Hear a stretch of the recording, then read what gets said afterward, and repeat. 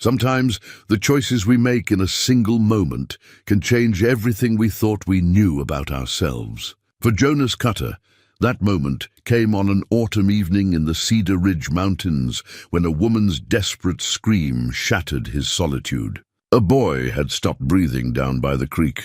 Jonas ran without thinking, driven by something deeper than reason.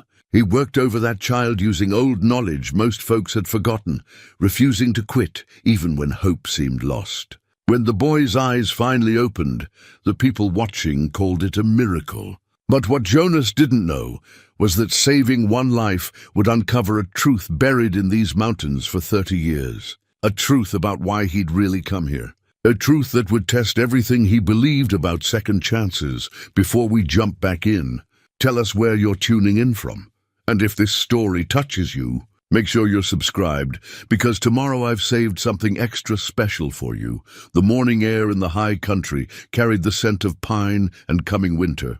Jonas Cutter stood on the porch of his cabin, coffee steaming in his calloused hands, watching the sun break over the eastern peaks. 12 years he'd been here, 12 years since he'd climbed these mountains seeking something he couldn't name. Peace, maybe, or punishment. Some days he still wasn't sure which one he'd found. The cabin sat on a natural shelf of land halfway up the ridge, protected by towering ponderosa pines on 3 sides and open to the valley below on the 4th. He'd built it himself, log by log, in those first desperate months when physical exhaustion was the only thing that let him sleep. The structure was solid, tight against the weather, with a stone fireplace that drew clean and a roof that had weathered a dozen hard winters without complaint. It wasn't much, but it was his. Above the door hung a small wooden cross, hand-carved on his first night here when the darkness had felt like it might swallow him whole. He'd worked by firelight, knife moving almost of its own accord, shaping the simple symbol from a piece of pine. He wasn't a religious man, hadn't been even before everything fell apart, but that night he'd needed something to hold on to.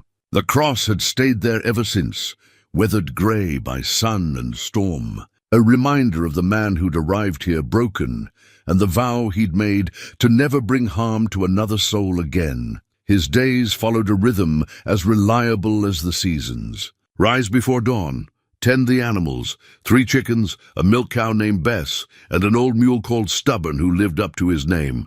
Chop wood, haul water from the spring, hunt when the stores ran low. In summer he kept a garden that produced more than he needed, and he'd learned to preserve and store against the lean months. In winter he trapped, mostly for the pelts that he could trade down in Cedar Ridge settlement for the few things he couldn't make or grow himself. The settlement lay 3 miles below, visible from his porch as a scattering of wooden buildings clustered around a single dirt road. He'd been there maybe 24 times in 12 years, always for supplies, never staying longer than necessary. The people were polite enough, if cautious. They called him the hermit on the ridge when they thought he couldn't hear, and he supposed that was accurate. He kept to himself, answered questions with as few words as possible, and made it clear he preferred his own company. But alone didn't mean lonely. At least that's what he told himself on the long winter nights when the wind howled through the pines and the cabin felt too quiet. He had his work, his land, his animals. He had the mountains, ancient and indifferent, asking nothing of him but respect. He had the sky, vast enough to make his troubles feel small. Most days, that was enough. This morning he planned to work on the cabin expansion he'd started back in spring. The original structure was 12 by 16 feet, suitable for a man alone, but he'd decided to add another room, maybe 12 by 12. He wasn't sure why he needed the extra space. Habit, maybe, or the simple satisfaction of building something. His hands knew tools the way some men knew prayer. And there was peace in the work. The lumber was stacked and seasoned, cut from trees on his own land and milled by hand with a ripsaw that had cost him 2 prime beaver pelts and a week's worth of venison. The foundation stones were set, level and solid. He'd framed the walls already, and now it was time for the roof beams. Heavy work, the kind that would leave his muscles aching in that good way that promised deep sleep. He set down his coffee cup and moved to the worksite. His tools were laid out with military precision, a habit from another life that he couldn't shake even when he wanted to. Hammer, saw, level, square, plane, all of them well-maintained and sharp. He believed in respecting his tools. They were honest things that did exactly what they were made for, no more and no less. The first beam was already cut to length, a beautiful piece of pine without a knot or check in it. He'd saved it special for this, knowing it would bear the load of the entire roof corner. He wrestled it into position, balanced it on the temporary supports, and began marking where the mortise joints would go. The work required concentration, precision. A mistake here would weaken the entire structure. The sun climbed higher, warming his back as he worked. Sweat soaked through his flannel shirt, despite the autumn chill. He fell into the rhythm of it, the ancient dance of measure twice, cut once, fit and adjust and fit again, until the joint slipped together like it had always meant to be that way. This was meditation for him, this making of things that would outlast him, that would stand long after he was dust. Around midday, he paused for water and a piece of dried venison, standing in the shade and looking out over the valley. From up here, he could see the ribbon of the creek that ran through the settlement. The small fields where people tried to coax crops from the rocky soil, the thread of trail that wound up into the higher mountains where the old mining claims sat abandoned and slowly returning to wilderness. Cedar Ridge had been a gold rush town once. 40 years ago, before Jonas was even born, men had poured into these mountains chasing dreams of wealth, tearing into the earth with picks and dynamite and desperate hope. Most had found nothing. A few had struck color, built their little empires, then watched the veins play out and the dreams die. The ones who stayed were the stubborn ones, the ones who'd put down roots too deep to pull up easy, who'd learned to scratch out livings from timber and livestock and the hard, simple work of just surviving. Jonas understood them, even if he kept his distance. They were refugees too, in their own way. Running towards something or away from it, it didn't much matter in the end. The mountains didn't care about your reasons. They'd either kill you or make you strong enough to live here, and that was the only judgment that counted. He went back to work, setting the second beam. The sun wheeled across the sky, marking time in the movement of shadows. His hands moved with sure confidence, driving pegs, checking angles, making adjustments so small only he would ever notice them. But he'd notice, and that mattered. If you couldn't take pride in doing a thing right, what was the point of doing it at all? The afternoon stretched long and golden, that particular quality of autumn light that made everything look like it was remembering summer.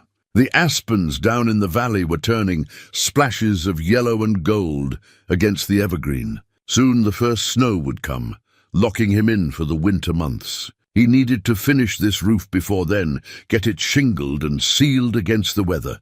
He was lining up the third beam, hammer raised for the first blow, when he heard it. A sound that didn't belong to the mountain silence. A woman's voice, high and sharp with terror, carrying up through the pines from somewhere down near the creek trail. He's not breathing. Someone help! He's not breathing. Jonas froze, hammer still raised, every muscle suddenly tense. For a heartbeat he didn't move, didn't breathe, caught between the present moment and a flood of memories he'd spent 12 years trying to drown. Then the woman screamed again, and his body moved before his mind could catch up. He dropped the hammer and ran. His boots pounded down the slope. Pine needles slick under his feet, branches whipping at his face. The path was barely a deer trail, steep and treacherous, but Jonas knew every root and stone from 12 years of walking it. His heart hammered against his ribs, and for the first time in longer than he could remember, it wasn't from exertion alone. The woman's voice came again, closer now, ragged with panic. Please, somebody. Jonas burst through a stand of young fir and saw her. She stood in the middle of the creek trail, maybe 30 yards down from where it crossed the water. A woman in a brown dress, dark hair coming loose from its pins, her face white as birch bark. She saw him and her hand flew out, pointing, "Down there! By the water!" He's just a boy. Jonas didn't waste breath on questions. He ran past her, boots splashing through the shallow ford, and saw the small crowd gathered on the far bank. Three children huddled together, faces streaked with tears. A man in a dusty coat, traveling merchant by the look of him, stood helpless, hands opening and closing like he wanted to do something but didn't know what. An older rancher Jonas recognized from the settlement stood back, hat in his hands, already wearing the look of someone at a death watch. On the ground between them lay a boy, maybe 10 years old, thin as a rail fence, lips blue-tinged and wrong. His eyes were half open but seeing nothing. His chest didn't move. Jonas dropped to his knees beside the child, fingers going to the boy's throat. No pulse he could find, though his own blood roared so loud in his ears he couldn't trust it. The boy's skin was cool, but not cold. Minutes, then. Maybe just minutes. What happened? Jonas's voice came out steady, years of command training kicking in without permission. The woman had followed him, was kneeling on the boy's other side, her hands hovering over the child like she wanted to touch him, but was afraid to. We were walking back from the upper meadow. The children wanted to see the aspen colors. Thomas, his name is Thomas, he said his leg hurt and then he just fell down and stopped breathing. Jonas looked at the boy's leg. The trousers were torn at the calf, and underneath he could see 2 small punctures, already swelling, the skin around them an angry red. "Snake bite," he said. "Rattler, most likely. This late in the season they're sluggish but still dangerous." The merchant made a strangled sound. "Then he's done for. I seen a man die from rattler bite once. Nothing to be done." "Shut up." Jonas didn't look at him. His mind was racing, pulling up memories he'd tried to bury. Years ago, before the army, before everything went wrong, he'd spent a summer with an old trapper named William Stokes. Bill had traveled with the Shoshone for a time, learned their ways with healing and medicine. He'd shared some of that knowledge with Jonas during those long evenings by the campfire. "You know healing."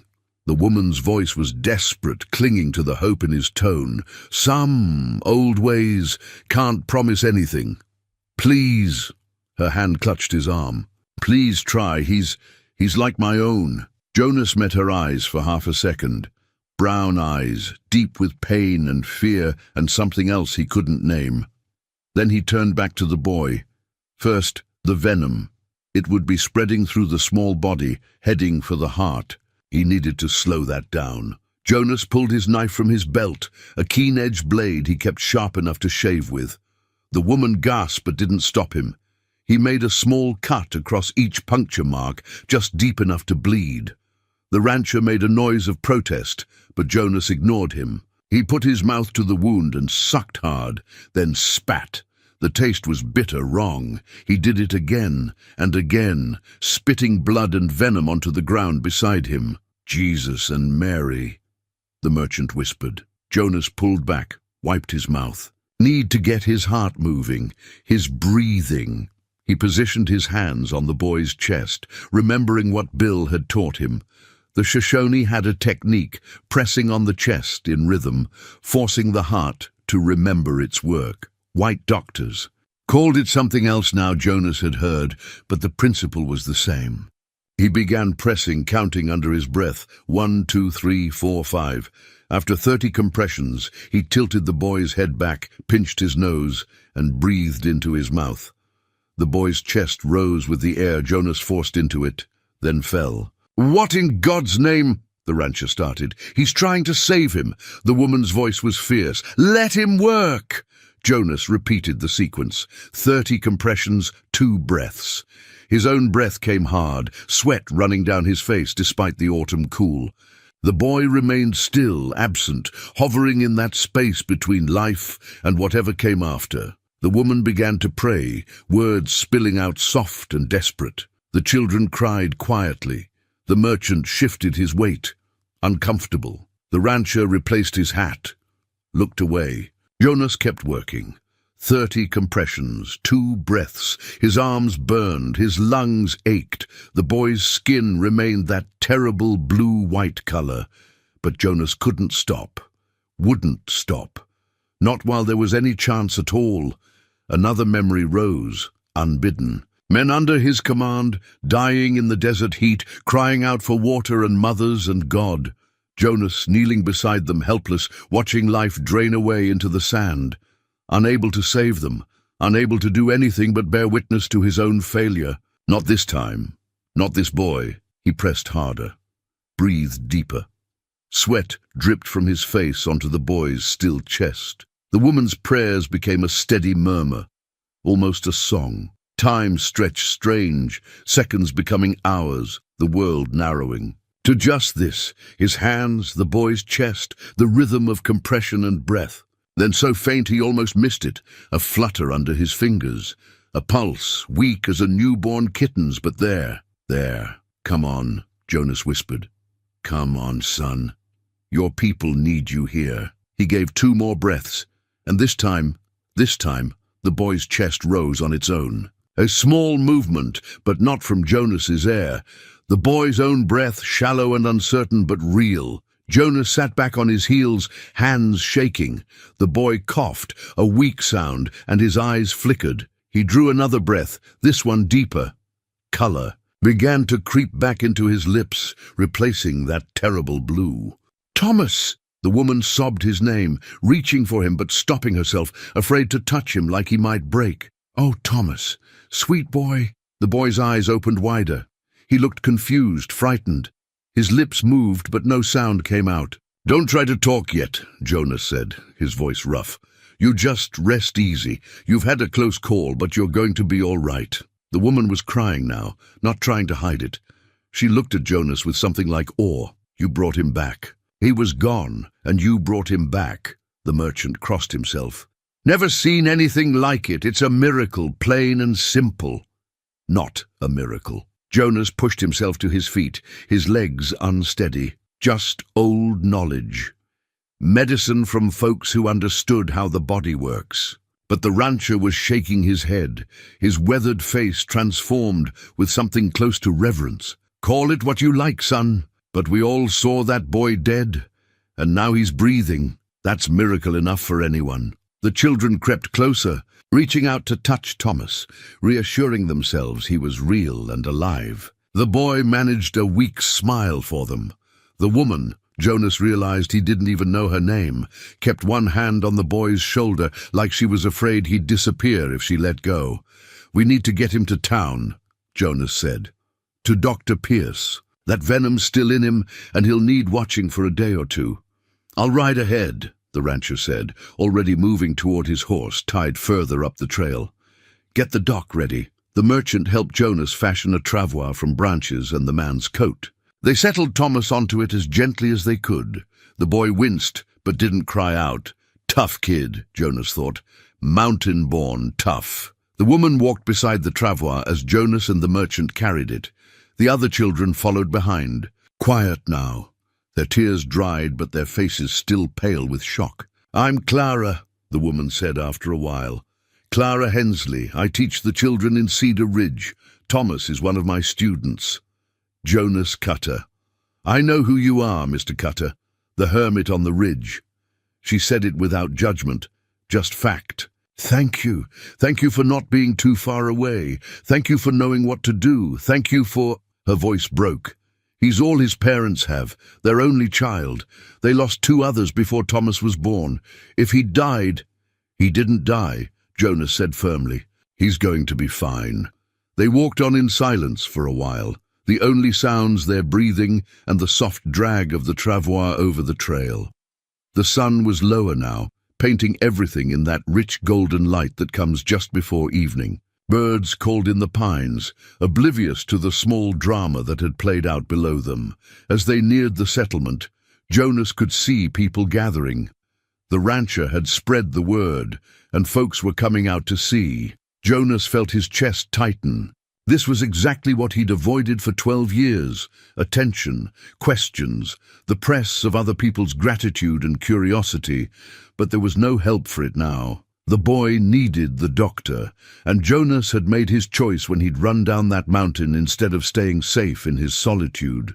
They carried Thomas to the doctor's house, a neat cabin with a shingle hanging out front. Dr. Samuel Pierce, a man in his 60s with intelligent eyes and gentle hands, took one look at the boy and started barking orders. Within minutes, Thomas, was on a bed, being examined with professional competence. Jonas tried to slip away in the confusion, but Clara caught his arm. Her grip was surprisingly strong for such a slender woman. "Mr. Cutter, please, don't go yet." He stopped, uncomfortable with the weight of her gaze. Up close he could see she was younger than he'd first thought, maybe 35, with fine lines at the corners of her eyes that spoke of smiling and squinting into the sun. Her brown eyes held depths he didn't want to explore. "The boy's in good hands now," Jonas said. "Dr. Pierce knows his business." "I know, but I—" She paused, seeming to search for words. "You saved him, Mr. Cutter. You saved Thomas when the rest of us were just standing there helpless. I need you to understand what that means. To me, to his family, to all of us. I did what anyone would do?" "No." She shook her head firmly. "You did what almost no one could do. You had knowledge and skill and you didn't hesitate. You didn't worry about propriety or what people might think. You just acted." Jonas shifted his weight, wanting to be anywhere but here, pinned by her gratitude and the curious stares of the growing crowd outside the doctor's house. "I should get back. Got work waiting." "Of course," but she didn't let go of his arm yet. "Mr. Cutter, Jonas, I don't know how to thank you properly, but I want you to know that you didn't just save Thomas today. You saved me too." There was something in the way she said it, a weight of meaning that went beyond the simple words. Jonas met her eyes and saw grief there, old and deep, and a kind of desperate relief that made his throat tight. "Ma'am," he managed, then pulled gently free and walked away before she could say anything else. The crowd parted for him as he left, people murmuring their thanks and amazement. He heard the word miracle more than once. Someone touched his shoulder as he passed. Someone else called out a blessing.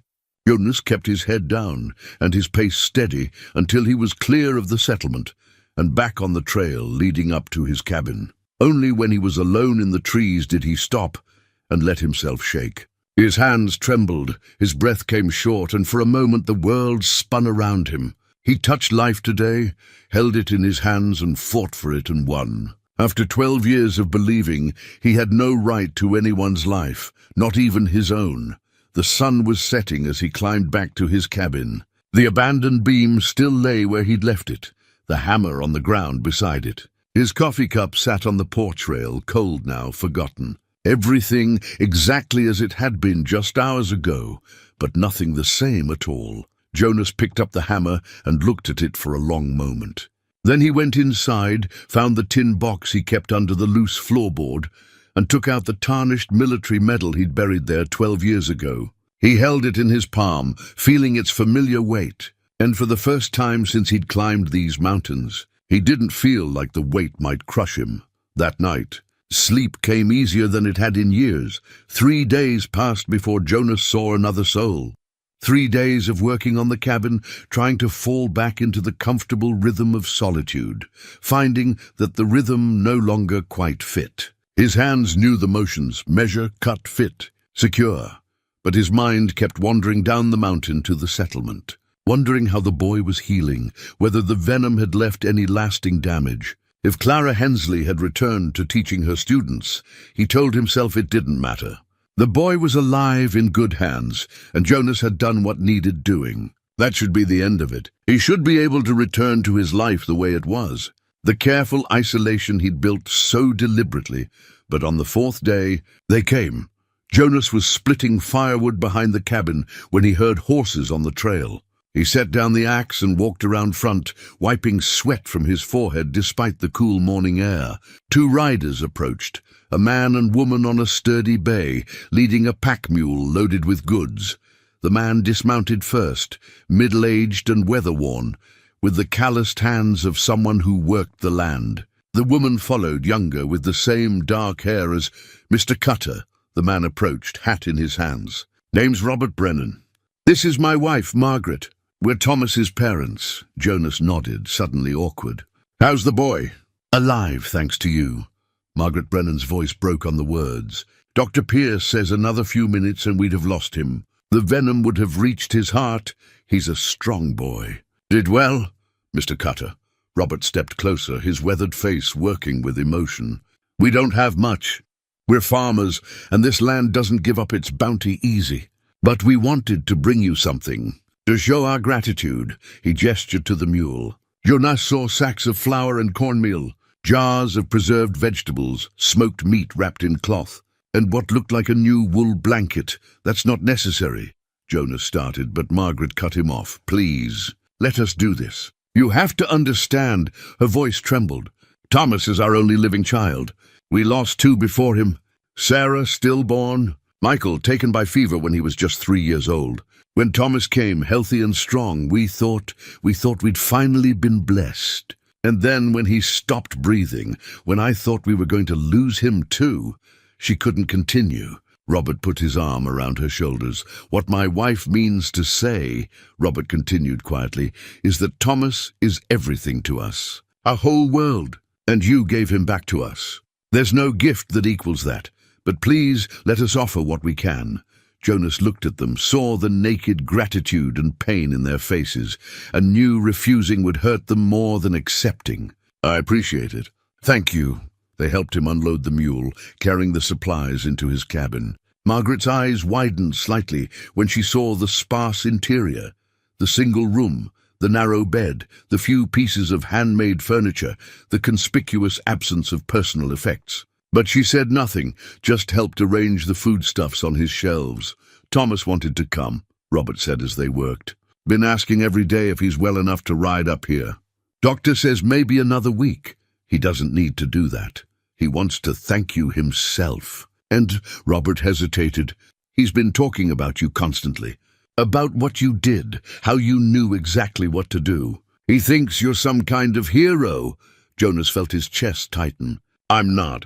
To him you are. To all of us. Margaret touched his arm gently. I know you keep to yourself, Mr. Cutter. The whole settlement knows that, and we respect it. But I hope you might make an exception for Thomas. He's a good boy, curious and eager to learn. And right now, you're all he talks about. They left shortly after, heading back down the mountain with promises to return with Thomas when he was stronger. Jonas stood on his porch watching them go, feeling the walls of his carefully constructed isolation developing cracks he hadn't invited. 2 days later, Clara Hensley came. Jonas was working on the roof beams when he heard her approach. Not on horseback this time, but on foot, moving quietly up the trail with the confidence of someone who knew the mountains. He watched her come, wiping sawdust from his hands, and felt something shift in his chest that he didn't want to examine. She wore a simple dress of dark blue, practical for walking, and carried a canvas satchel over one shoulder. Her hair was pinned up properly today, not wild like it had been on the creek trail, and her face had color in it instead of that. Terrible white pallor of fear, Miss Hensley. He climbed down from the ladder. Mr. Cutter, I hope I'm not disturbing your work. Just taking a break anyway. A lie, but a small one. How's the boy? Thomas is doing wonderfully. Dr. Pierce says he's never seen anyone recover so quickly from a rattler bite. He thinks it's because you got the venom out so fast. She smiled. Thomas says it's because you have magic hands, Jonas snorted. Not magic. Just remembered some old lessons from the trapper you mentioned. When he looked surprised, she added, You said something about old medicine when you were working on Thomas. It stayed with me. I've been curious about it. Man named William Stokes. I knew him when I was younger. He'd lived with the Shoshone for a time, learned their healing ways. He taught me some things during a summer we spent trapping together. That's a remarkable skill to have. Most people wouldn't remember such lessons well enough to use them in a crisis. Jonas shrugged, uncomfortable with the praise. Seemed important at the time. Clara set down her satchel and pulled out a cloth-wrapped bundle. I brought you something. It's not much, but everyone's bringing me things. It's not necessary, I know. But I wanted to. She unwrapped the cloth to reveal a loaf of bread, still warm, and a small jar of honey. I'm not much of a cook, but I can manage bread. And the honey is from my own hives. I keep 3 boxes behind the schoolhouse. The smell of fresh bread made Jonas's stomach clench with sudden hunger. He couldn't remember the last time he'd had anything but his own rough cooking. Thank you. That's kind. May I sit? She gestured to the porch steps. Jonas hesitated, then nodded. They sat together in the morning sun, and Clara broke off a piece of bread, drizzled honey on it, and handed it to him. The taste was extraordinary, sweet and rich and warm, the kind of simple pleasure he'd forgotten existed. "I wanted to talk to you," Clara said after a moment. "About Thomas and about what you did. But also," she paused, seeming to search for words, "also about what you said." "About me," Jonas went still. "I don't recall saying much. You said I didn't need to thank you. But I disagreed. I told you that you'd saved me too, not just Thomas." She looked at him directly, her brown eyes clear and serious. "I meant that, Mr. Cutter, and I think you knew I meant it. I figured you were just overwrought." "Understandable, given the circumstances. I was overwrought. But I wasn't exaggerating." She took a breath. "My husband died 3 years ago. Mining accident up at the Silverbell claim. We'd only been married 5 years. I was destroyed. Couldn't eat, couldn't sleep, couldn't imagine going on." Jonas said nothing, just listened. He recognized the sound of old grief in her voice, knew it as well as his own reflection. "The children saved me," Clara continued. "Having to teach them, being responsible for their learning and their safety, it gave me a reason to keep moving. Thomas especially, he was so eager, so full of questions and life. He reminded me why the world was worth staying in, even when it hurt so much I could barely breathe." She fell silent for a moment, staring out at the mountains. A hawk wheeled overhead, hunting the updrafts. When I saw him lying there, not breathing, I felt everything I'd built crumbling. All that careful healing, all that hard-won peace, just gone. And I thought, this is it. This is the blow that finally breaks me completely. She looked at Jonas again. "But then you came, and you didn't give up even when it looked hopeless. You just kept fighting for him, and when he opened his eyes—" Her voice broke. She wiped at her eyes impatiently. "When he opened his eyes, I realized I'd been given a second chance. Not just Thomas, but me. A chance to keep going, to keep teaching, to keep finding reasons to be glad I'm alive." She reached out and touched his hand briefly. "That's what you gave me, Mr. Cutter. That's why I said you saved me too." Jonas looked down at his own hand, feeling where hers had touched it. "I understand loss, Miss Hensley. I know what it's like to think you can't keep going. And I'm glad the boy made it. For his sake and yours." "What brought you to these mountains, Mr. Cutter, if you don't mind my asking?" He did mind, but found himself answering anyway. "I was in the cavalry. Commanded a unit out of Fort Robinson. We were sent after a band of Sioux who'd left their reservation. It was—" He stopped, the words catching in his throat. "You don't have to tell me," Clara said softly. "We caught up with them near the border. I made a decision, a tactical decision, that I thought was right. But I was wrong, and good men died because of it. Men under my command, men who trusted me."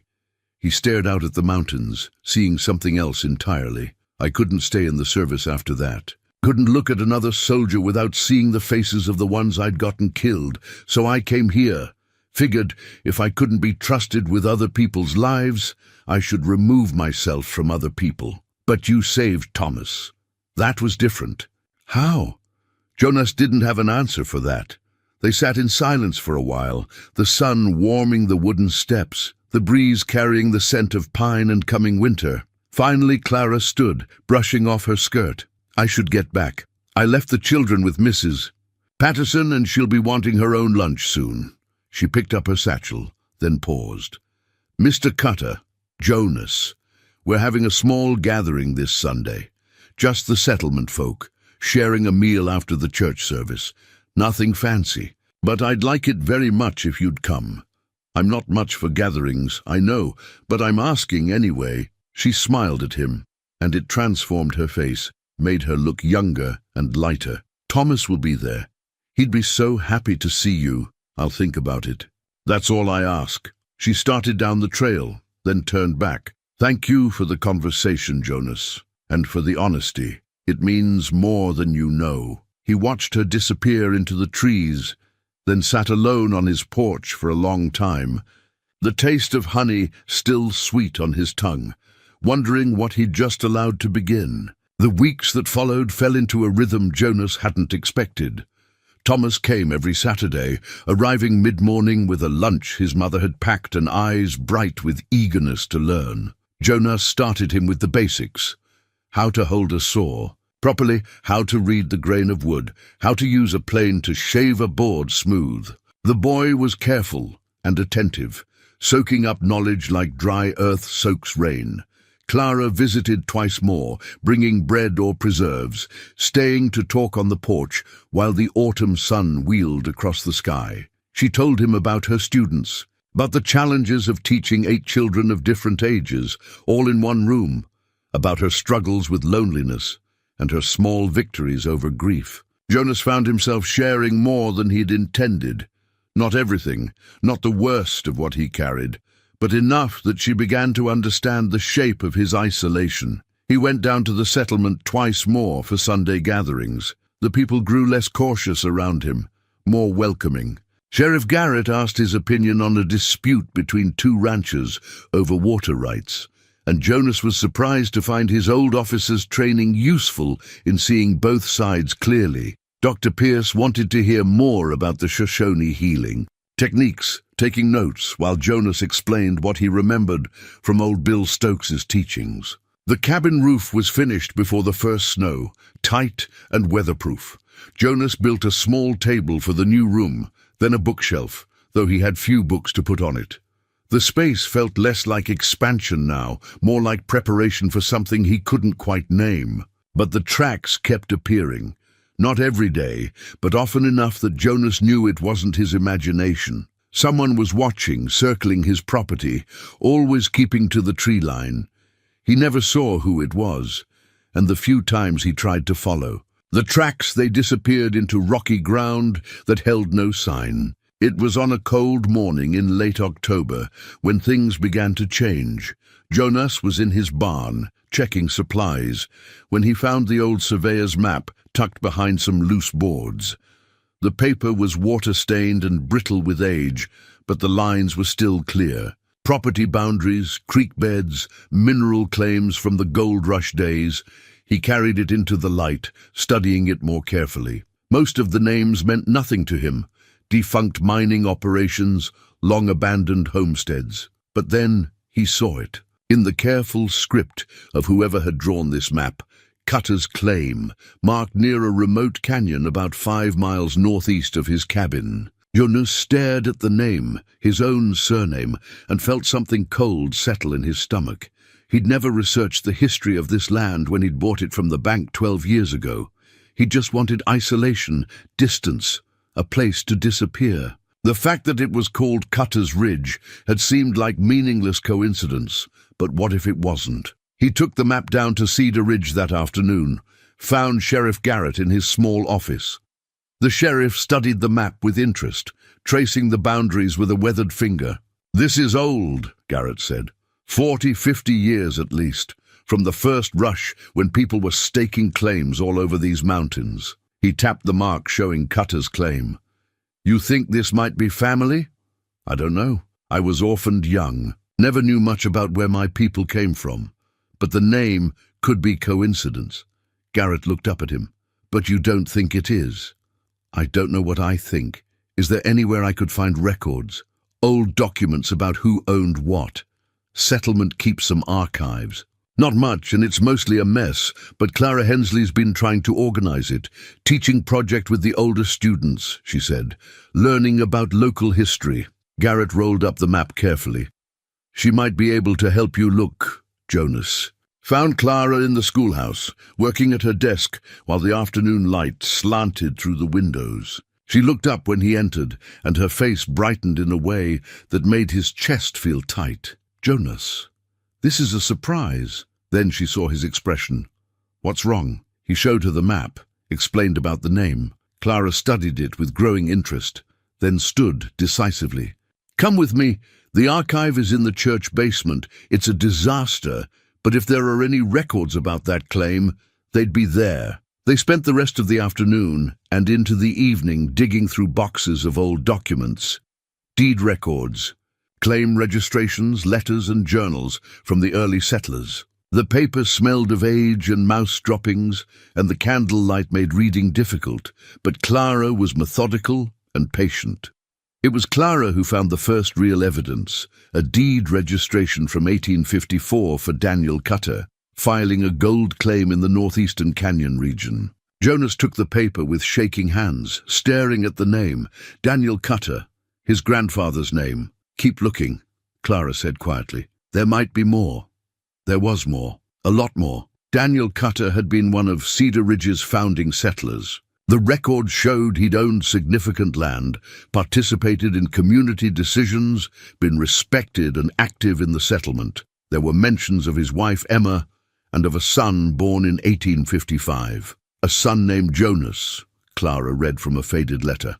Jonas Jr., born April 3rd, 1855. Jonas felt the room spin slightly. His name, his grandfather's name. This wasn't coincidence. What happened to them? He asked. Why don't people remember? Clara kept searching, her movements growing more urgent. She found it near the bottom of a box. A sheriff's report from November 1856. Daniel Cutter had been reported missing, his claim abandoned. His wife and infant son had left the settlement shortly after, destination unknown. "There's a note here," Clara said, reading carefully. "Says Daniel was investigating suspicious activity in the canyons. Thought someone was using the remote areas to hide stolen goods. He planned to report to the territorial marshal, but..." She looked up at Jonas. "He disappeared before he could." "They killed him," Jonas said flatly. "Whoever he was investigating, we don't know that for certain." "Yes, we do." Jonas stood, paced the small space of the basement. "That's why Emma left. She was frightened for herself and the baby. She had to run." "Jonas, even if that's true, it was 70 years ago. Whatever happened then, it's long past." "Is it?" He turned to face her. "Someone's been watching my property. I've seen tracks for weeks now. And now I find out my family used to own this land, that my grandfather disappeared under suspicious circumstances." "You think that's coincidence?" Clara's face went pale.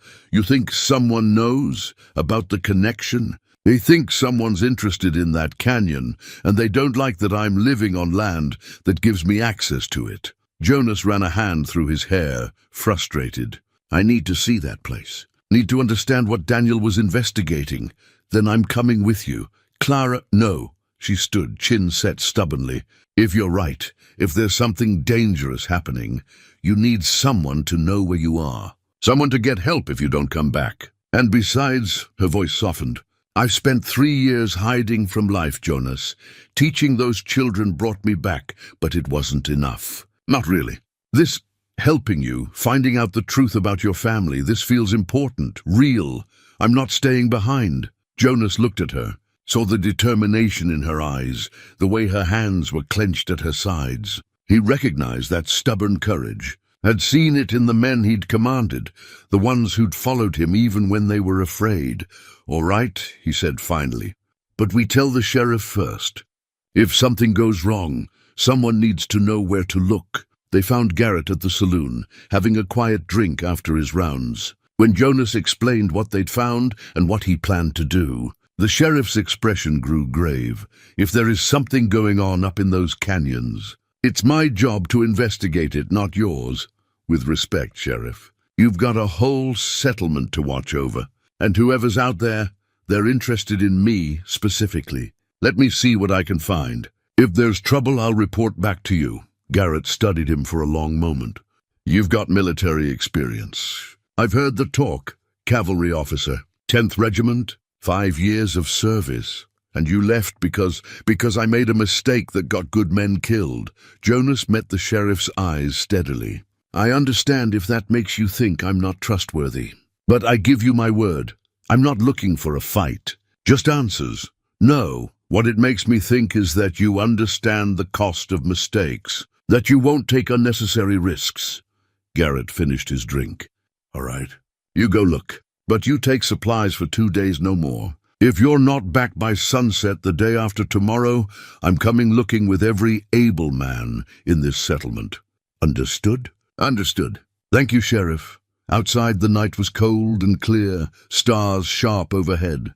Clara walked with Jonas back toward the edge of the settlement. "I'm frightened," she admitted quietly, "but also excited, I think." "Is that strange?" "No, it means you're alive. Means you're willing to take risks for something that matters." She looked at him in the starlight. "You matter, Jonas. Your family's story matters. Finding the truth matters. I want you to know that." Jonas didn't know what to say to that, so he just nodded. They stood there for a moment, the silence comfortable between them, before Clara turned back toward her small house near the school. Jonas walked up the mountain alone, his mind churning with questions. Daniel Cutter, Emma, the baby who'd been named after his grandfather. The pieces were falling into place, but the picture they made was troubling. When he reached his cabin, he noticed the tracks again. Fresh ones, from earlier today while he'd been down in the settlement. Someone had come close to his cabin, walked around it, then retreated back into the trees. Jonas loaded his rifle and set it beside his bed. Tomorrow he and Clara would ride for the canyon. Tomorrow he'd start looking for answers. But tonight he'd keep watch, and he'd be ready if whoever was leaving those tracks decided to do more than just observe. The wind picked up, whistling through the pines, and Jonas sat by his window watching the darkness until the stars began to fade and dawn touched the eastern peaks with gold.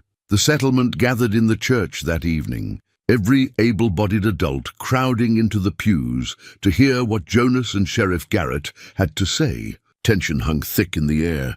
People had heard rumors all day about the hermit's discovery, about danger in the mountains, about Thomas Brennan's uncle and dark family secrets. Robert and Margaret Brennan sat in the front row, their faces ashen. Thomas was with Clara in the schoolhouse, kept safe and away from what was about to unfold. The boy had done a brave thing, reporting what he'd overheard, but he didn't need to hear the full truth about his family. Not yet.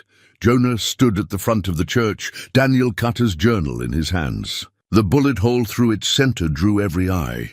Sheriff Garrett stood beside him, his badge catching the lamplight. "Most of you know I came to Cedar Ridge 12 years ago," Jonas began. His voice was steady, but his hands trembled slightly. "What you don't know is why this place. Why this mountain? I thought it was random chance. Turns out it wasn't." He held up the journal.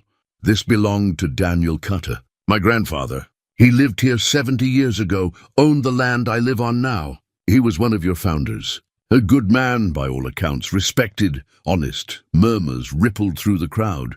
People leaned forward, listening intently.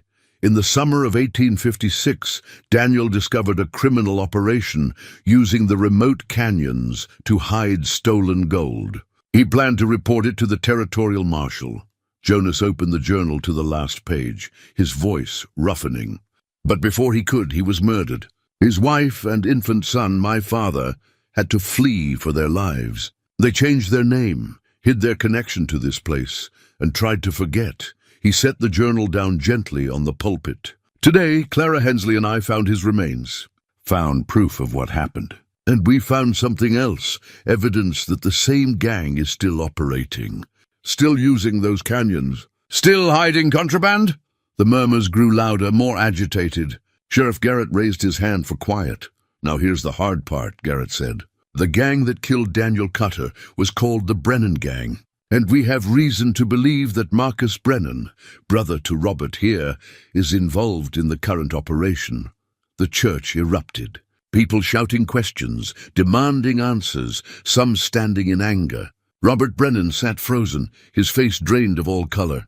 Margaret had her hand over her mouth, tears streaming down her face. "Please!" Garrett shouted over the noise. "Let me finish." The crowd settled reluctantly. Every eye was on the Brennans now, a mixture of shock, anger, and pity. Robert and Margaret knew nothing about this. Garrett continued firmly. "They are innocent. Their son Thomas is innocent. But Marcus Brennan has been using his family connection to the settlement as cover for his criminal activities. He's been watching Jonas, worried that the hermit on Cutter's Ridge might discover what his gang has been hiding in those canyons for generations." Robert Brennan stood, his voice breaking. "I haven't seen my brother in 15 years. He left when Thomas was born.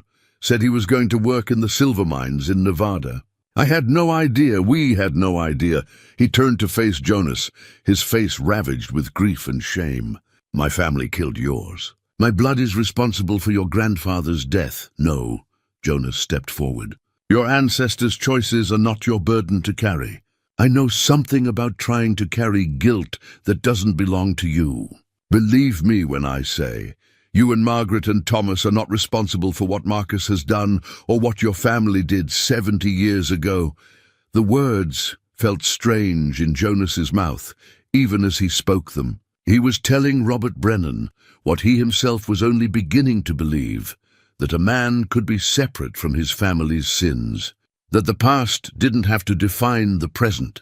Clara stood from where she'd been sitting near the back. The question now is what we do about it. Marcus knows we found the canyon. He knows we have Daniel's journal. He's not going to just walk away. Agreed, Garrett said. Which is why I'm deputizing every able man here. We're going to raid that canyon, arrest Marcus and anyone working with him, and end this once and for all. You don't understand what you're up against, a new voice said from the back of the church. Everyone turned. An older man stood in the doorway, someone Jonas didn't recognize. He was maybe 70, weathered and bent with age, but his eyes were sharp and clear. Name's William Garrett, the old man said, walking slowly down the aisle.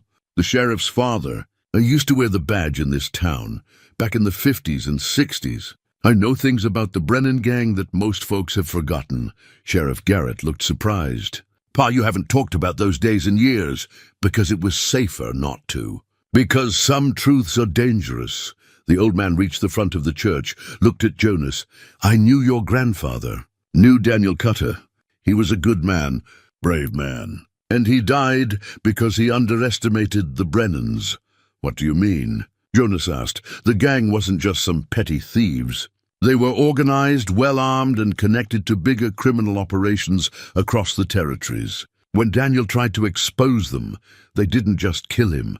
They made sure no one would ever dare cross them again. They burned out 3 families who'd been friendly with Daniel, ran the territorial marshal out of town when he came investigating. This settlement survived because people learned to look the other way.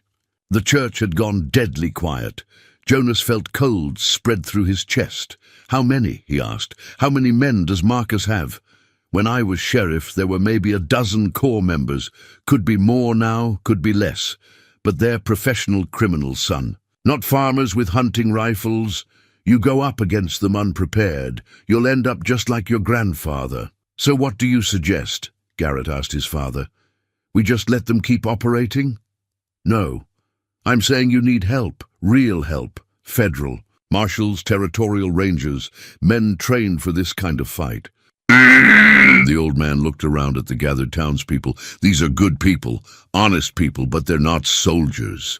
I am, Jonas said quietly. Everyone looked at him. I was a cavalry officer. 5 years of service. I know how to plan. An operation. How to train men. How to fight when fighting's necessary. And I was there when you saved my boy, Robert Brennan said, standing again. You didn't hesitate, didn't think about yourself. You just acted. If you're willing to lead us, I'm willing to follow. My brother's crimes are not mine, but ending them, that's my responsibility now. Others stood, voices calling out agreement. Ranchers, farmers, the blacksmith, the general store owner, men who'd never fired a shot in anger, but were willing to learn, willing to fight for their home. Jonas looked at them, felt the weight of command settling on his shoulders again. The same weight that had crushed him 12 years ago when his decisions got good men killed. His hands started to shake. Then Clara was beside him, her hand on his arm, steadying him. You're not the same man you were, she said softly, for his ears alone. You've learned. You've grown. You can do this. Jonas looked into her eyes, saw faith there that he didn't deserve, but desperately needed. He thought of Daniel Cutter, writing that final letter to a son he'd never see grow up. Thought of Thomas, bright-eyed and innocent, carrying the weight of a family legacy he hadn't chosen. Thought of all the years he'd spent hiding on that mountain, believing he had no right to anyone's life. Maybe Clara was right. Maybe he had changed, or maybe it was time to stop running from the man he used to be and figure out how to be the man he needed to become. "All right," Jonas said, his voice carrying across the church. "Here's what we're going to do." He laid out the plan, using his military training, thinking tactically for the first time in 12 years. They'd need reconnaissance first, to understand how many men Marcus had and how well armed they were. They'd need to train the volunteers in basic formations and tactics. They'd need to send for federal help, but that would take time. Weeks, maybe months. In the meantime, they'd set up defensive positions around the settlement, establish watch rotations, make sure no one was ever alone or vulnerable. Marcus would likely try to strike before they could organize properly. They needed to be ready. As Jonas spoke, he watched the people's faces change from fear to determination. They were scared, yes, but they were also angry. Tired of being threatened, tired of looking the other way, tired of letting the Brennan gang operate with impunity in their mountains. Old William Garrett listened carefully, nodding occasionally. When Jonas finished, the old man spoke up. "That's sound planning, son. Your grandfather would be proud. But there's one more thing you need to know." He paused, looking around the church. "The Brennans have always had inside information. Someone in Cedar Ridge has been feeding them intelligence for years.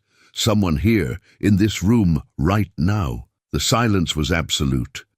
People looked at each other with sudden suspicion and fear. "Who?" Sheriff Garrett demanded. "Pa, if you know who the informant is." "I don't know for certain, that's the hell of it. But I know one exists.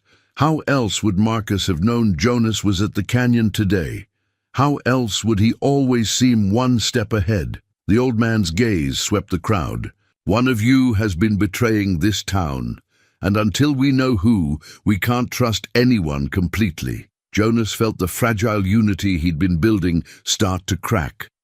Doubt crept in, suspicion, fear. This was how the Brennans had kept power for so long, not just through violence, but through division, through making people afraid to trust each other. "Then we'll have to be smart," Jonas said firmly. "We share information on a need-to-know basis. Critical details stay with a small group, and we watch each other's backs, because divided, the Brennans win. Together, we have a chance." The meeting broke up slowly, people leaving in small groups, talking in low voices. Jonas noticed how they clustered with those they knew best, trusted most. The informant's existence had poisoned the well, exactly as intended. Clara stayed behind with Jonas and the Garretts. "What now?" she asked. "Now we prepare," Jonas said. "And we wait for Marcus to make his move, because he will. He can't afford to let us organize." Robert Brennan approached them, Margaret at his side. "I want to help," Robert said. "Whatever you need. My brother's crimes, I can't undo them, but I can stand against them." "I know you can," Jonas said, "and I'm glad to have you." After everyone had gone, Jonas stood alone in the empty church, Daniel's journal still on the pulpit. He picked it up, felt the weight of it, the bullet hole that had ended his grandfather's life. Daniel had stood alone against the gang and paid the ultimate price. Jonas wouldn't make that same mistake. He'd build an army, such as it was, of farmers and ranchers and shopkeepers. He'd train them, prepare them, and when the time came, he'd lead them. But this time, he'd do it right. This time, no one would die because of his decisions. He wouldn't allow it. Outside, the night was cold and clear. Jonas walked back toward his cabin, his mind already working on strategies and contingencies, while Clara walked beside him in companionable silence. Halfway up the mountain, she spoke. "You're carrying your grandfather's watch." Jonas touched his pocket, feeling the stop timepiece there. "Thought I should. Reminder of what's at stake. Be careful it doesn't become a burden instead of an inspiration." Wise words. I'm a school teacher. Wise words are part of the job. She smiled, but it faded quickly. "Jonas, I'm frightened. For you, for Thomas, for all of us. Fear's natural. Means you understand the danger. When this is over." She stopped, started again. If we survive this, I'd like us to... Jonas stopped walking, turned to face her in the starlight. I know, I want that too. But let's not make promises about the future until we're sure we have one. She nodded, and they continued walking. Jonas left her at the edge of the settlement and climbed the rest of the way alone, his rifle in his hands, his eyes scanning the darkness for any sign of watchers. The tracks were there again when he reached his cabin. Fresh ones. Someone had been here tonight while he was at the church, while the settlement was distracted.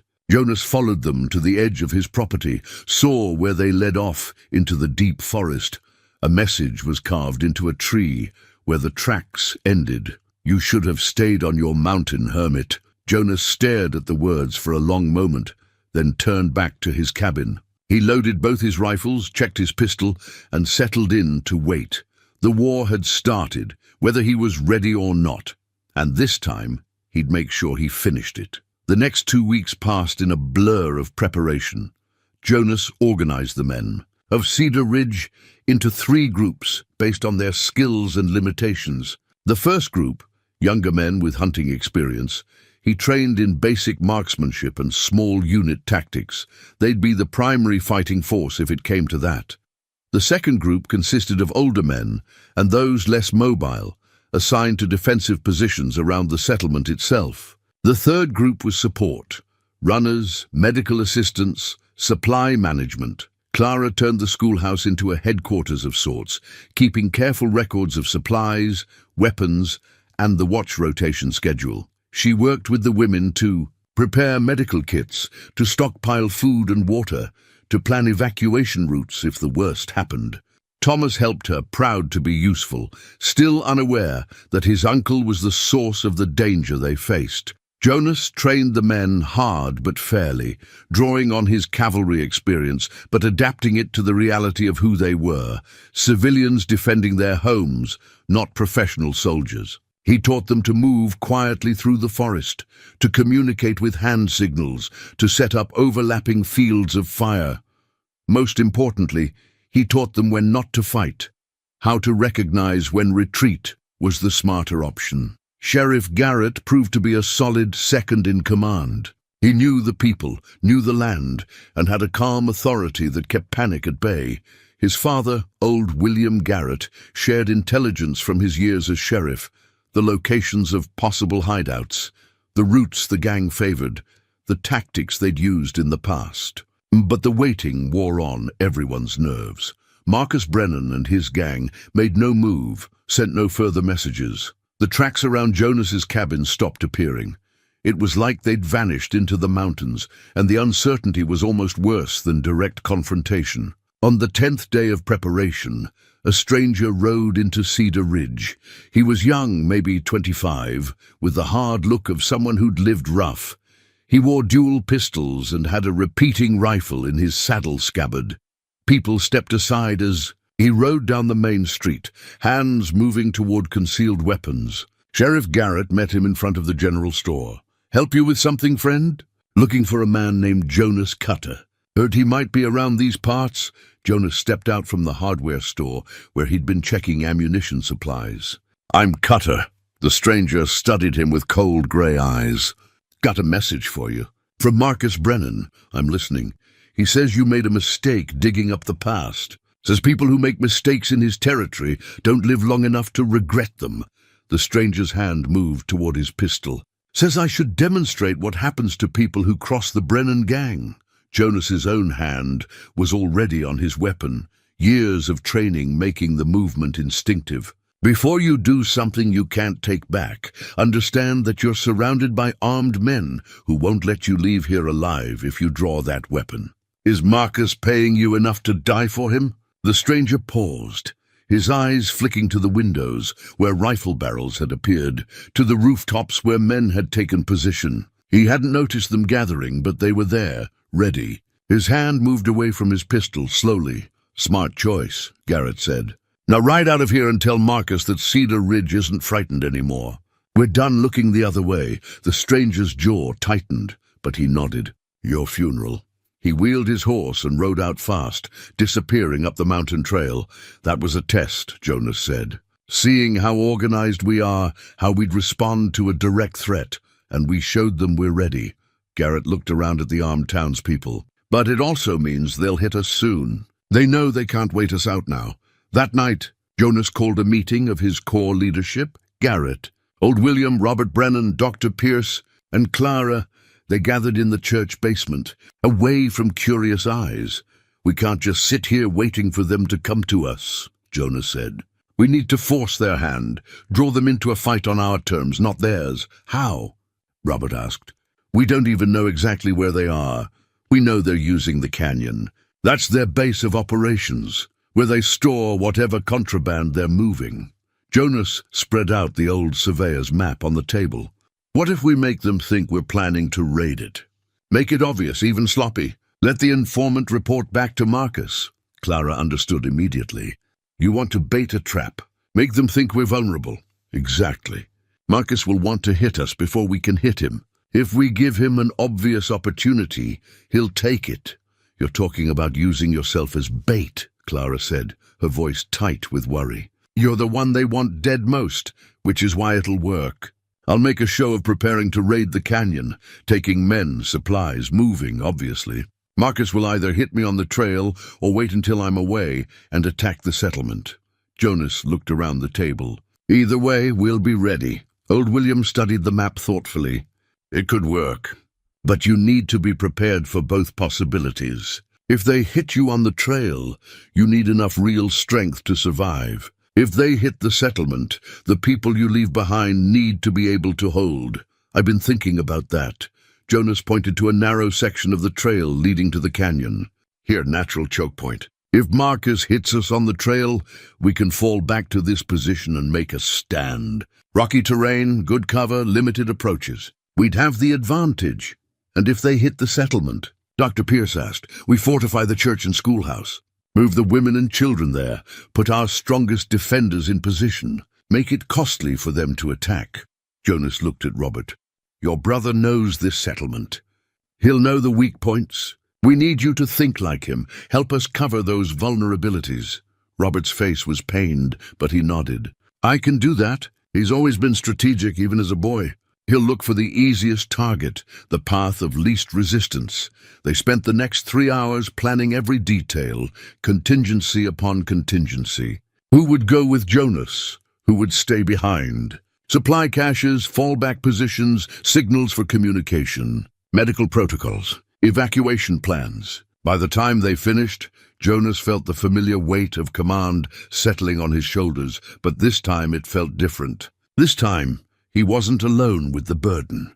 The next morning, Jonas made a show of gathering his raiding party. 12 men, all mounted, carrying supplies, obviously meant for several days in the field. He announced their intention loudly in the general store, where half the settlement could hear. They were going to clear out the canyon, arrest anyone they found there, and reclaim the land for legitimate use. Clara pulled him aside before he left, her face pale but composed. Be careful. Please, always. He wanted to say more, wanted to tell her what she'd come to mean to him, but the words stuck in his throat. Instead, he handed her a sealed letter. If something happens to me, read this. Not before. She took it with shaking hands. Jonas, I'll be back.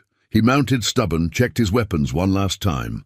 Keep Thomas safe. Keep them all safe. You keep yourself safe. I've only just found you. I'm not ready to lose you yet. He looked at her, saw the depth of feeling in her eyes, and felt something in his chest crack open. When this is over, he said, we're going to have that conversation we keep not having. About the future. About what we want. Deal? Deal. She stepped back, blinking away tears. Now go. And come back. The raiding party rode out with the sun at their backs, moving up into the high country. Jonas set a steady pace. Not too fast, but steady, making sure they were visible to any watchers. His men were tense but ready, their nervousness balanced by determination. They knew the risk, knew they might be riding into an ambush, but they also knew they were fighting for their homes, their families, their freedom from fear. 3 hours into the ride, Jonas called a halt at a spring to water the horses. While the men rested, he pulled Sheriff Garrett aside. They're following us. 3 riders, maybe 4, staying just out of sight. Scouts or the advance guard. Marcus will know our strength now, know our route. Question is whether he hits us before we reach the canyon or waits until we're committed. What's your instinct? Jonas thought about it, about what he knew of criminal tactics, about human nature. He'll hit us at the choke point. It's the obvious place for an ambush, which means he'll think we're expecting it there and might hesitate. But he's arrogant, used to winning. He'll think he can overwhelm us, even in a defensive position. And if you're wrong, then the settlement's in danger, and Clara and the others will have to hold. Jonas checked his rifle. But I don't think I'm wrong. Marcus wants me dead personally. This is about pride now, about finishing what his ancestors started with Daniel Cutter. They mounted up and continued riding. The trail climbed higher, the air growing thinner and colder. Afternoon shadows lengthened across the mountainside. Jonas felt the familiar pre-battle tension, the hyper-awareness of every sound and movement. His men felt it too. Conversations died away, replaced by watchful silence. The choke point appeared ahead, a narrow defile between 2 rocky ridges, barely wide enough for 2 horses abreast. Perfect ambush country. Jonas signaled a halt. This is it, he said quietly. Garrett, take 4 men and scout ahead. If it's clear, signal. If not, fall back here quickly. The rest of you, prepare defensive positions. I want rifles covering every approach. The men moved with surprising efficiency, the training of the past 2 weeks paying off. Within minutes, they had cover established, fields of fire overlapping, fallback routes marked. Jonas positioned himself where he could see the entire kill zone, his Henry rifle loaded and ready. Garrett and his scouts disappeared into the defile. 5 minutes passed, 10. Jonas felt sweat on his palms despite the cold. Something was wrong. The scouts should have signaled by now. Then he heard it, a single gunshot echoing off the canyon walls, followed immediately by a storm of rifle fire. Ambush! Jonas shouted. Hold positions. Wait for my command. Men poured out of the defile on horseback, firing as they came. Not just 3 or 4 scouts, but at least 20 armed riders. Marcus had brought his entire gang, and Jonas's small force was about to be overwhelmed. Fall back! Jonas called, firing as he retreated. Controlled retreat to secondary position. His men followed the plan, moving in pairs, one covering while the other retreated. It was chaos, but controlled chaos, and they made the gang pay for every yard of ground. Jonas saw Garrett and 2 of his scouts make it back, but the other 2 were down, bodies left behind in the defile. Good men, dead because of Jonas's decisions. The old guilt threatened to swallow him, but he forced it down. Not now, grieve later, fight now.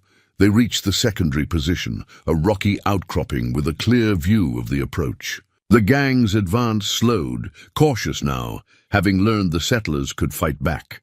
Jonas counted his men. 9 still standing, against at least 15 or 20 attackers. Bad odds, but not impossible. Make every shot count. He called, aim carefully, don't waste ammunition. The battle settled into a deadly rhythm, the gang advancing, the settlers firing, men falling on both sides. The sun dipped toward the western peaks, painting everything in shades of red and gold. Jonas moved among his men, encouraging, directing fire, trying to be everywhere at once. A figure appeared on horseback above the main body of attackers, a man Jonas instinctively knew was Marcus Brennan. He matched Robert in build and features, but where Robert's face showed kindness, Marcus's showed only cold calculation. Cutter! Marcus's voice carried across the battlefield. This doesn't have to end with everyone dead. Give me the journal and I'll let you and your men ride out. So you can keep terrorizing these people? Jonas shouted back. Not a chance! Your grandfather made the same mistake. Look where it got him. It got him a legacy worth dying for. What's yours worth, Brennan? Marcus's answer was a volley of gunfire that splintered rock all around Jonas's position. The message was clear. No more talking, only fighting until one side or the other was destroyed. Night was coming. Jonas had to make a decision. Stay here and possibly win, but lose more men, or try to break through back to the settlement. Either way, people he'd sworn to protect might die, just like 12 years ago. Just like the cavalry mission that had haunted him ever since. The difference was, this time, he wasn't alone with the burden. This time, good people had chosen to stand with him, knowing the risk, accepting it. Their courage gave him strength. "Here's what we're going to do," Jonas told his remaining men. "We're going to show these criminals what it means to fight for something that matters." And as the sun set on Cedar Ridge, the real battle began. Jonas's mind raced through options. The boulder provided cover from 3 directions, but left him exposed to the 4th. His ammunition was running low. Maybe 6 shots left in the rifle, another 6 in his pistol. Against 3 armed men who knew his position, the mathematics of survival didn't look good. But Jonas had learned something in 12 years of solitude, something he'd forgotten during his cavalry days. Patience. The ability to wait, to let the enemy make the mistake instead of forcing the action. He checked Daniel's pocket watch, the one he'd been carrying since finding his grandfather's remains. Still stopped at 3:47, the moment of Daniel's death. But Jonas's moment wasn't 3:47. His moment was now, and he was still breathing, still fighting, still refusing to quit. "Come out, Cutter," Marcus called. "Make it easy on yourself. I promise it'll be quick." Jonas remained silent. In the stillness, he heard what Marcus and his men didn't, hoofbeats in the distance, multiple riders coming fast. Either the settlement's reinforcements responding to his signal, or more gang members arriving. Jonas had to assume the worst and plan accordingly. He pulled Daniel's journal from his coat, looked at the bullet hole one more time. His grandfather had stood alone and died. But Jonas didn't have to stand alone.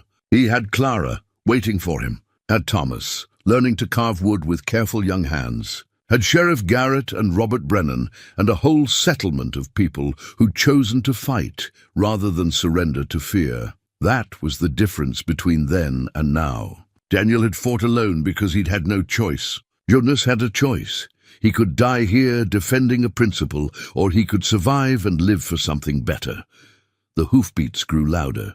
Jonas risked a glance around the boulder and saw riders entering the canyon, Sheriff Garrett leading a dozen men from the settlement. Not reinforcements for Marcus, but for Jonas. His signal had been seen and help had come. Marcus saw them too. His face twisted with rage and something else. Fear, maybe, or the realization that he'd finally lost. "Kill him!" he screamed at his remaining men. "Kill him now!" The 2 gang members rushed Jonas's position together, firing as they came. Jonas rolled left, came up shooting. The first man dropped, clutching his leg. The second got a shot off that burned across Jonas's shoulder, but Jonas's return fire was more accurate. The man went down and didn't move. That left Marcus, alone now, his gang destroyed or scattered. He stood in the center of the canyon, still holding his rifle, but the wild look in his eyes suggested he knew it was over. "It's done, Marcus," Jonas called out, standing slowly from cover. "Your men are dead or wounded. The settlement knows everything. There's no running from this. You've destroyed everything." Marcus's voice cracked with fury. 7 decades my family ran these mountains. 7 decades of doing as we pleased. And you come here with your self-righteous cavalry attitude and tear it all down. Your family murdered my grandfather, terrorized innocent people, ran a criminal operation that hurt this whole territory. Jonas walked slowly toward him, rifle ready but not aimed. It was always going to end, Marcus. The only question was, how many more people would suffer first? Like you're any better. I heard about you, Cutter. About the cavalry mission that went wrong, the men who died under your command. You're just as much a killer as I am. The words hit like physical blows. Jonas stopped walking, felt the old guilt rise up. "You're right," he said quietly. "I did get men killed, made bad decisions, tactical errors that cost lives. I've carried that weight for 12 years. So what makes you think you have the right to judge me? Because I learned from it." Jonas took another step forward. "I learned that running from responsibility doesn't ease guilt. I learned that the past shapes us but doesn't have to define us. And I learned that sometimes you get a second chance to do better, to be better. You had that same chance, Marcus. You could have walked away from your family's legacy, built something honest. Instead, you chose to continue the violence." Sheriff Garrett and his men had spread out around the canyon, rifles trained on Marcus. There was no escape, no way out. Marcus seemed to realize it too. His shoulders slumped, the rage draining away, leaving only a tired man facing the end of everything he'd known. "You going to kill me?" Marcus asked. "Finish what your grandfather started." Jonas thought about how easy it would be to pull the trigger, to end the Brennan gang once and for all with a single bullet. About revenge and justice and all the reasons why Marcus deserved to die. Then he thought about Thomas, the innocent boy learning woodworking, carrying the Brennan name without the Brennan sins. About Clara, who taught him that the past didn't have to be prison. About Daniel Cutter's final words to his infant son. "I hope you have the courage to stand." Jonas lowered his rifle. "No, you're going to face trial, answer for your crimes legally. That's how justice works when you're not running from it." The 70-year-old bullet from Daniel's journal fell from Jonas's pocket as he moved, clinking against the canyon rock. Jonas picked it up, held it in the moonlight. A bullet that had taken one life, that had started a cycle of violence and fear that had lasted generations. He threw it as hard as he could into the darkness beyond the canyon, heard it clatter away into the rocks, lost forever. Some symbols didn't need to be kept. Some cycles needed to be broken, not continued. "Sheriff," Jonas said. "He's yours." Garrett moved forward with two of his men, disarming Marcus and binding his hands. The other gang members were secured or being tended by Dr. Pierce, who'd ridden with the reinforcements. The battle was over. Cedar Ridge was free. Jonas found himself shaking as the adrenaline drained away. His shoulder burned where the bullet had grazed him, and exhaustion hit like a physical weight. Garrett caught his arm, steadying him. "You did good, son, real good. Your grandfather would be proud." Jonas looked around the canyon, at the place where Daniel had died, standing up for what was right. "I hope so. I really hope so." They rode back to Cedar Ridge as dawn broke over the mountains, painting the peaks in shades of rose and gold. A new day, in more ways than one. 3 months later, Jonas stood on his completed cabin porch, watching the first real snow of winter settle over the mountains. The new room was finished now, properly shingled and weatherproof, with a stove that kept it warm even on the coldest nights. But the cabin felt different than it had when he'd first started building it, less like a fortress against the world, more like a home that welcomed the world in.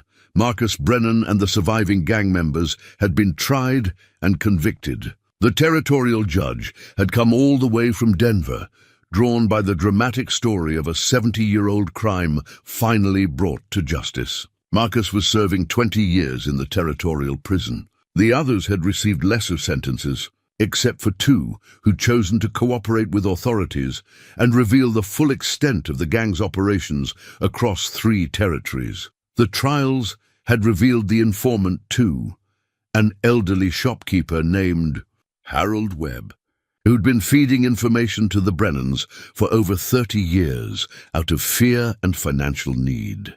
Jonas had felt more pity than anger for the old man, understanding how fear could trap someone into choices they never meant to make. Webb had been given a reduced sentence in exchange for testimony, and would spend his remaining years making what amends he could.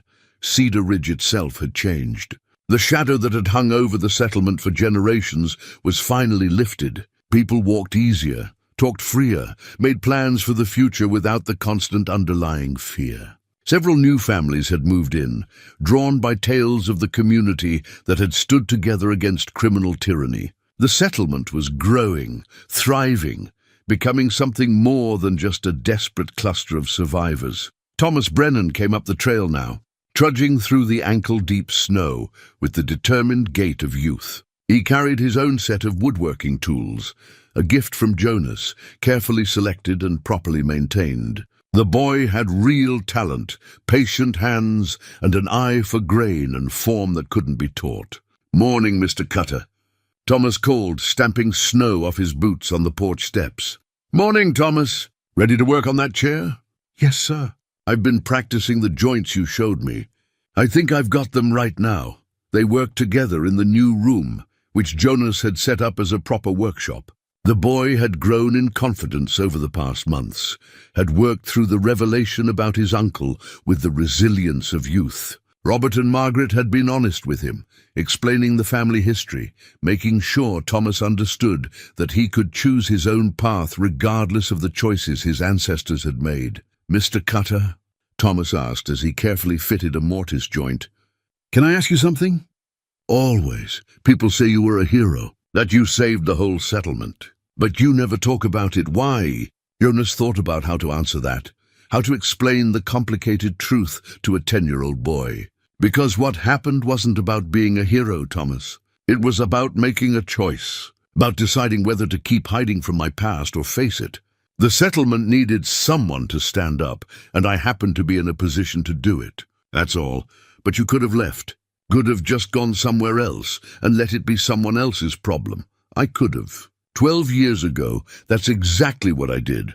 Ran from a problem instead of facing it. But running doesn't solve anything. It just means you carry the weight with you everywhere you go." Jonas helped the boy adjust the angle of his chisel. "What matters isn't whether you make mistakes, Thomas. Everyone makes mistakes. What matters is what you do after. Do you learn from them? Do you try to be better? Do you stand up when standing up is hard?" Thomas nodded seriously, absorbing this. "Is that why you stayed? After everything was done? Because you could have left then too. I stayed because this is home now. Because I've got people here who matter to me.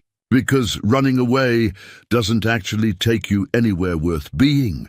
The boy smiled at that, returning his attention to his woodwork. They worked in companionable silence for another hour before Thomas had to head back down to the settlement. Jonas walked him to the edge of the property, watched him disappear down the trail, and felt a warmth in his chest that had nothing to do with the workshop stove. Clara came in the afternoon, as she did most days now. She brought fresh bread and news from the settlement. The Hendersons had a new baby. The general store was expanding. Reverend Michaels was planning a special service for Christmas. She talked while Jonas made coffee, and he listened with the attention he'd give to important intelligence, because her life, her world, had become important to him. "I have something for you," she said after they'd settled on the porch, despite the cold, wrapped in blankets and watching the snow fall. She pulled out a wooden sign freshly carved and painted. "I thought you might want to hang this." Jonas took it, read the words she'd burned into the wood. "Cutter's Ridge, founded 1855, restored 2023. Below that, in smaller letters, "For Daniel, who stood his ground, and for those who taught me to stand mine, Clara." His voice caught. It's your legacy," she said simply. "Your grandfather's legacy and yours both. You don't have to hide anymore, Jonas. You don't have to be the hermit on the ridge. You can be the man who came home." He set the sign aside carefully and took her hand, the gesture still new enough to make his heart race. "When I first came here, I thought home was a place, a location where you could hide from the world. But you taught me different. Home is people. It's belonging. It's being willing to stand for something that matters."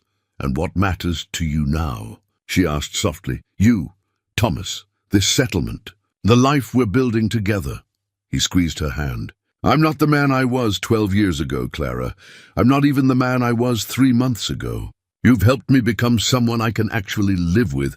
You did that yourself. I just reminded you that you were worth saving."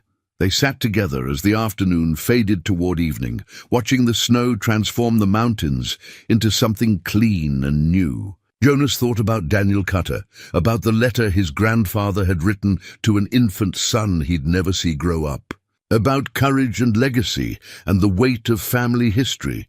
But mostly he thought about the future, about the conversation he and Clara had been building toward for months now, about commitment and partnership and building something that would last, about the possibility of filling that new room with something more than woodworking tools and Thomas's practice pieces. "Clara," he said, and she turned to look at him, her brown eyes warm and knowing. "That conversation we keep saying we'll have about the future. I'm ready for it," she said. "Whenever you are, I'm ready." And he was, finally completely ready. "I love you. I want to build a life with you, a real life here together." If you'll have a reformed hermit with too much history and not enough sense, she laughed, the sound like water over stones, bright and clear. I'll have you. History and all. But Jonas, you have to promise me something. Anything. Promise me you'll stop calling yourself a hermit. You're a member of this community now. You're a teacher, a friend, a protector. You're the man who brought life back to this mountain. Own that. Be that. Jonas looked at the sign she'd made, at the words that connected past and present, that honored both Daniel's courage and his own hard-won peace. Then he looked at Clara, at the woman who'd seen past his isolation to the man he could become, who'd had the patience to wait while he learned to live again. I promise, he said, and kissed her as the snow fell soft and silent around them. That night, Jonas hung the new sign at the entrance to his property, replacing the weathered old marker that had been there when he'd arrived 12 years ago. He stepped back to admire it in the lamplight, feeling Clara's presence beside him, warm and solid and real. The wooden cross still hung above his cabin door, grey with weather and time. But next to it now hung Thomas's slate with its careful message, "Thank you for my life." And on the mantel inside, Daniel's pocket watch sat beside Clara's pressed wildflower. Symbols of past and present intertwined. Jonas Cutter had come to these mountains seeking isolation, seeking punishment for failures he couldn't forgive. What he'd found instead was redemption through connection, healing through service, and love through the simple act of choosing to stay when he could have run.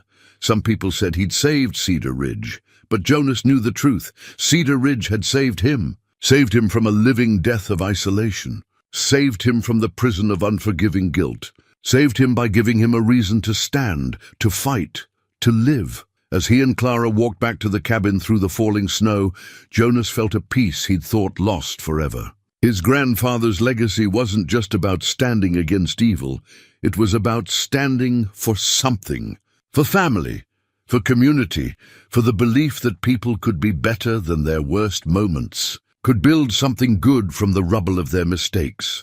The mountains stood silent and eternal around them, witnesses to both Daniel's death and Jonas's rebirth. And somewhere in the cold winter wind, Jonas could almost hear his grandfather's voice, approving, proud, at peace. The hermit on the ridge was gone. In his place stood a man who'd finally come home.